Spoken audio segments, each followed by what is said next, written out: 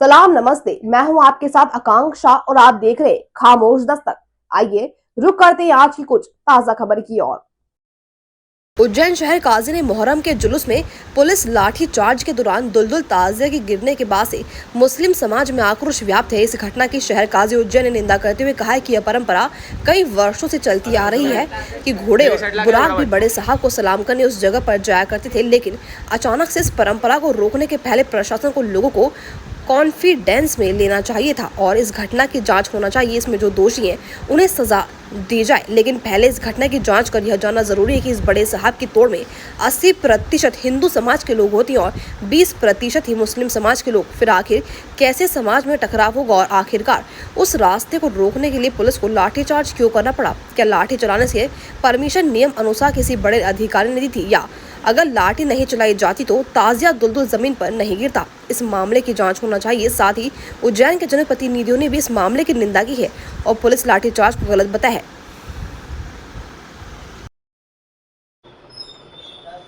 एक निंदनीय वाक़या है, मैं उसकी निंदा करता हूँ और अफसोस इस बात का है कि हमें ये देखना चाहिए कि क्या परंपरागत तरीके से कहाँ से निकलता है, कैसे निकलता है और क्या पूर्व में ऐसा हुआ था या नहीं हुआ था।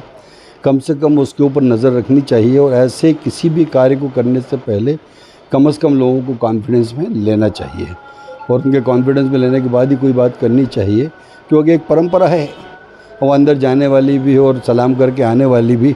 ये आज से नहीं है, वर्षों पुराना काम है और इसकी जांच भी होनी चाहिए।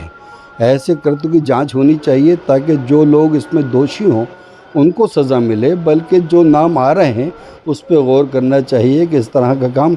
और क्या एक बात और सोचना चाहता हूँ, क्या मुहर्रम टारगेट पे? अफसोस होता है मुझे, इसके पूर्व के अंदर भी हिंदुस्तान व पाकिस्तान जिंदाबाद के नारों की एक बात आई थी जो कृत हुआ ही नहीं था। आखिर कोर्ट ने उसको नकारा, मगर आप कोर्ट ने नकारा एक लंबे समय के बाद। ऐसी कंडीशन के अंदर वो लोग तो जेल गए ना, तो बेवजह लोगों के रिकॉर्ड बने और जो कृत नहीं हुआ वो कृत सामने आवे तो तकलीफ़ होती है। मेरा कहना इतना सी है कि इसके अंदर जांच हो ताकि हमारे शहर का जो वातावरण है वो ख़राब ना हो। मैंने कभी भी इस चीज़ को बर्दाश्त नहीं किया है कि शहर की तहज़ीब जो गंगा जमनी बनी हुई है वो ख़राब ना हो।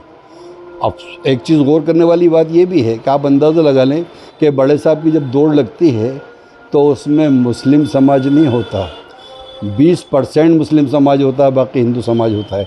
आप ये बताओ कि उनके जहनों के अंदर क्या आएगा या वो क्या सोचेंगे। तो मेरा बड़ा अफसोस का मुकाम है, क्योंकि ये सब चीज़ें बंटवारे की हैं। बंटवारा मत करो यार, ये हमारे शहर का बंटवारा मत करो।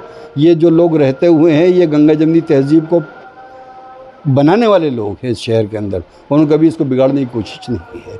मैं चाहता हूँ जांच हो उसमें सब। एक चीज़ और भी है कि कुछ सोशल मीडिया के ऊपर जो चल रहा है, किसी एक व्यक्ति ने इस माहौल को ख़राब करने की कोशिश की है। मैं चाहता हूं कि प्रशासन ऐसे लोगों के ऊपर भी नज़र रखे जो माहौल को ख़राब करने की कोशिश कर रहे हैं, ऐसे लोगों से दूर रहें।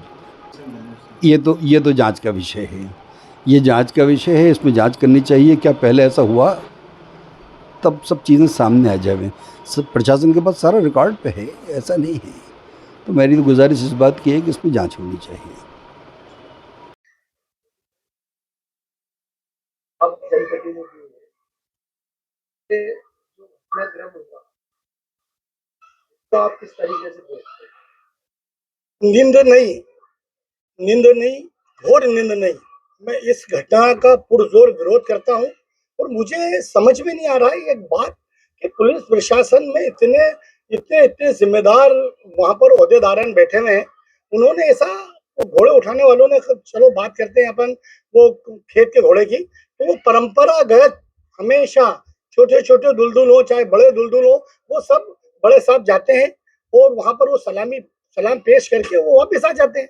मुझे एक बात समझ में नहीं आई यहाँ प्रशासन की, चाहे वो सर्वेश करके कोई पुलिस वाले हैं वो भी वहां मौजूद थे, सारे लोग पहचानते हैं सब लोगों को।